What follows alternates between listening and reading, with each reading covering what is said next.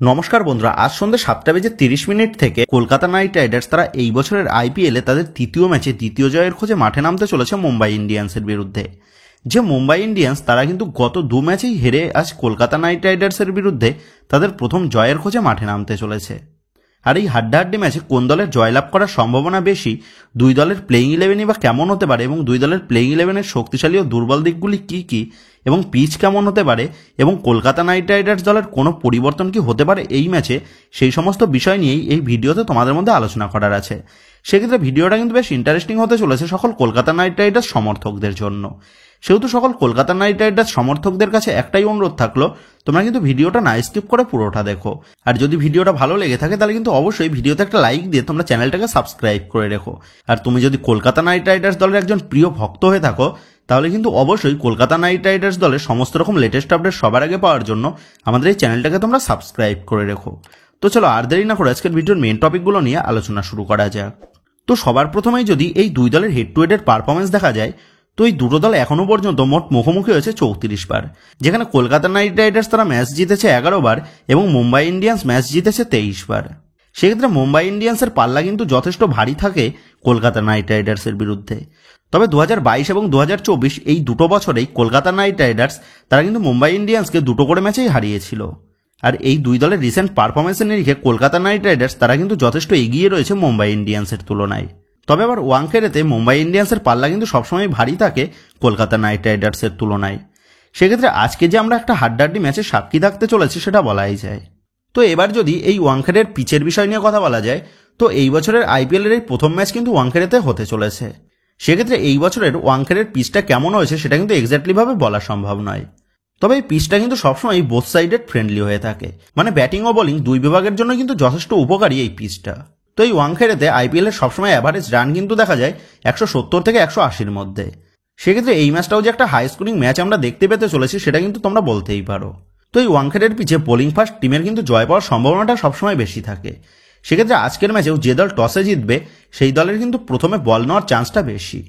তো বন্ধুরা, তোমাদের জানিয়ে রাখি, এই আইপিএলে যদি তোমাদের কোনো ম্যাচের অ্যাডভান্স প্রেডিকশন লাগে তাহলে তোমরা রোহিত ক্রিকেটের সাথে যোগাযোগ করতে পারো।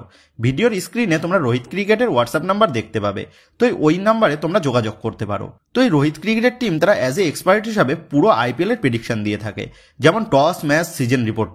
সেক্ষেত্রে তোমাদের যদি এই সমস্ত কিছুর প্রয়োজন পড়ে তাহলে তোমরা অবশ্যই এই রোহিত ক্রিকেটের সাথে যোগাযোগ করতে পারো।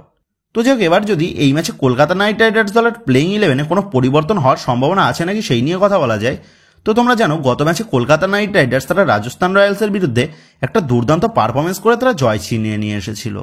আর সেই নিরিখেই এই ম্যাচে কলকাতা নাইট রাইডার্সের প্লেইং ইলেভেনে তেমন কিন্তু পরিবর্তন হওয়ার সম্ভাবনা নেই। তবে সুনীল নারিন সে যদি আজকের ম্যাচ খেলার জন্য ফুল ফিট হয়ে যায় তাহলে মঈন আলীর পরিবর্তে আজকের ম্যাচে কিন্তু সুনীল নারিন সে আবারও প্লেইং ইলেভেনে কামব্যাক করতে চলেছে। এর পাশাপাশি আমার ব্যক্তিগত মতামত হিসাবে নর্থজে যদি ফিট হয়ে থাকে তাহলে জনসনের পরিবর্তে নর্থজেকে কিন্তু অতি অবশ্যই প্লেইং ইলেভেনে আমি দেখতে চাই, কারণ জনসনের পারফরমেন্স কিন্তু তেমন একটা আপ টু দ্য মার্ক এখনো পর্যন্ত হয়নি। যেখানে প্রথম ম্যাচে 13 অ্যাভারেজে মার খায় জনসন এবং দ্বিতীয় ম্যাচে 10.5 অ্যাভারেজে মার খেয়েছিল জনসন। সেক্ষেত্রে নর্থজে ফিট হয়ে গেলে ইমিডিয়েটলি নর্থজেকে প্লেইং ইলেভেনে নিয়ে আসার কিন্তু অত্যন্ত প্রয়োজন কলকাতা নাইট রাইডার্সের। তবে খুব সম্ভবত আজকের ম্যাচেও নর্থজের খেলার সম্ভাবনাটা কিন্তু কম। সেক্ষেত্রে গত ম্যাচের মতনই সেম প্লেইং ইলেভেন রেখে শুধুমাত্র মঈন আলীর পরিবর্তে সুনীল নারিনকে প্রথম একাদশে কিন্তু নিয়ে আসতে চলেছে কলকাতা নাইট রাইডার্স।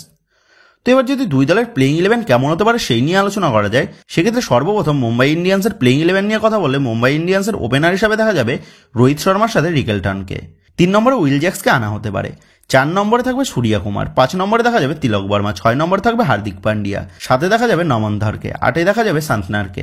9 নম্বরে দেখা যাবে দীপক চাহারকে। 10 নম্বরে দেখা যাবে ট্রেন্ট বোল্টকে এবং 11 নম্বরে আমি চাইবো এই ম্যাচেও কিন্তু পুতুরকে ফেরাক, কারণ এই পুতুর সে সিএসকের বিরুদ্ধে 3টে উইকেট নিয়েছিল, কিন্তু তার পরের ম্যাচেই এই পুতুরকে আর মাঠে নামায়নি হার্দিক পান্ডিয়া। সেক্ষেত্রে আজ চাইবো এই তরুণ স্পিনারকে প্লেইং ইলেভেনে নিয়ে আসুক হার্দিক পান্ডিয়া। তো এইরকমই একটা প্লেইং ইলেভেন নিয়ে আজ কিন্তু মাঠে নামতে চলেছে মুম্বাই ইন্ডিয়ান্স। তো এবার যদি কলকাতা নাইট রাইডার্সের প্লেইং ইলেভেন নিয়ে আলোচনা করা যায়, তো কলকাতা নাইট রাইডার্সের ওপেনার হিসেবে দেখা যাবে কুইন্টন ডিককের সাথে সুনীল নারিনকে। 3 নম্বরে দেখা যাবে আজিঙ্ক্য রাহানেকে। 4 নম্বরে থাকবে ভেঙ্কটেশ আয়ার। 5 নম্বরে থাকবে রিঙ্কু সিং। 6 নম্বরে দেখা যাবে আন্দ্রে রাসেলকে। 7 নম্বরে থাকবে রমনদীপ সিং। 8 নম্বরে দেখা যাবে হর্ষিত রানাকে। 9 নম্বরে দেখা যাবে ভৈভব আরোরাকে। 10 নম্বরে থাকবে বরুণ চক্রবর্তী এবং 11 নম্বরে থাকবে স্পেন্সার জনসন। তো যদি কলকাতা নাইট রাইডার্স তারা ফার্স্টেই বল করার সিদ্ধান্ত নেয়, তাহলে কিন্তু এইরকম প্লেইং 11 নিয়ে নামতে পারে কলকাতা নাইট রাইডার্স। আর যদি ফার্স্টেই ব্যাট করার সিদ্ধান্ত নেয়, সেক্ষেত্রে কিন্তু অঙ্কুশ রঘুবংশী সে ইনক্লুড হবে বরুণ চক্রবর্তীর পরিবর্তে। তো এইরকমই প্লেইং 11 নিয়ে আজ কিন্তু মুম্বাই ইন্ডিয়ান্স বদের উদ্দেশ্যে মাঠে নামতে চলেছে কলকাতা নাইট রাইডার্স। তো এবার যদি এই দুই দলের প্লেইং 11-এর কম্পেয়ার করা যায়, সেক্ষেত্রে টপ অর্ডারে দুটো দলের কাছেই 3জন দুর্ধর্ষ ব্যাটসম্যান আছে। তবে শেষ 2 ম্যাচের পারফরমেন্সের নিরিখে কলকাতা নাইট রাইডার্সের টপ অর্ডারের ব্যাটসম্যানদের পারফরমেন্স কিন্তু বেশ ভালো। সেক্ষেত্রে টপ অর্ডারে কলকাতা নাইট রাইডার্স তারা কিন্তু এগিয়ে থাকবে মুম্বাই ইন্ডিয়ান্সের তুলনায়। তো এবার মিডিল অর্ডার নিয়ে কথা বলে, মিডিল অর্ডারেও দুটো দলের প্লেয়াররাই কিন্তু বেশ ভালো। তবে মুম্বাই ইন্ডিয়ান্সের কাছে তিলক বর্মা, সূর্যকুমার যাদব, হার্দিক পান্ডিয়ার এই সমস্ত প্লেয়াররা রয়েছে, যাদের এক্সপিরিয়েন্স কিন্তু অনেক বেশি। সেক্ষেত্রে মিডিল অর্ডারে মুম্বাই ইন্ডিয়ান্স তারা কিন্তু একটু হলেও এগিয়ে থাকবে কেকেআরের তুলনায়। তো এবার অলরাউন্ডারের বিভাগ নিয়ে আলোচনা করলে, কলকাতা নাইট রাইডার্সের অলরাউন্ডার বিভাগে দেখা যাবে অ্যান্দ্রে রাসেলের সাথে রামানদীপকে। সেক্ষেত্রে কলকাতা নাইট রাইডার্সের মিডিল অর্ডার যে কতটা ভয়ঙ্কর সেটা কিন্তু তোমরা জানো। সেক্ষেত্রে এই ম্যাচেও কলকাতা নাইট রাইডার্সের মিডিল অর্ডার তারা কিন্তু যথেষ্ট ডোমিনেট করবে মুম্বাই ইন্ডিয়ান্সের মিডিল অর্ডারের তুলনায়। তো এবার বোলিং বিভাগ নিয়ে কথা বললে, বোলিং বিভাগে ফাস্ট এবং মিডিয়াম ফাস্ট হিসাবে কলকাতা নাইট রাইডার্সের তরফ থেকে দেখা যাবে বৈভব অরোরা, হর্ষিত রানা, স্পেন্সার জনসনকে। অপরদিকে মুম্বাই ইন্ডিয়ান্সের হয়ে দেখা যাবে ট্রেন্ট বোল্ট, দীপক চাহার, সত্যনারায়ণ, হার্দিক পান্ডিয়া এদেরকে। তো কলকাতা নাইট রাইডার্সের ফাস্ট বোলার হিসেবে হর্ষিত রানাকেই কিন্তু একটু ভালো ছন্দে দেখা গেছে দলের বাকি দুই ফাস্ট বোলারের তুলনায়। অপরদিক দিয়ে দীপক চাহার, ট্রেন্ট বোল্ট, হার্দিক পান্ডিয়াদের উপস্থিতিতে মুম্বাই ইন্ডিয়ান্স দলের ফাস্ট এবং মিডিয়াম ফাস্ট বোলিং কিন্তু অনেকটাই এগিয়ে থাকবে কেকেআরের তুলনায়। তো এবার স্পিন বিভাগ নিয়ে কথা বললে, কেকেআরের হয়ে স্পিন করতে দেখা যাবে সুনীল নারিনের সাথে বরুণ চক্রবর্তীকে। অপরদিক দিয়ে মুম্বাই ইন্ডিয়ান্সের হয়ে দেখা যাবে শান্তনারের সাথে পুথুর অথবা মুজিবকে। সেক্ষেত্রে বর্তমান পারফরমেন্সের নিরিখে কলকাতা নাইট রাইডার্সের স্পিনার বিভাগও কিন্তু বেশ এগিয়ে রয়েছে মুম্বাই ইন্ডিয়ান্সের তুলনায়।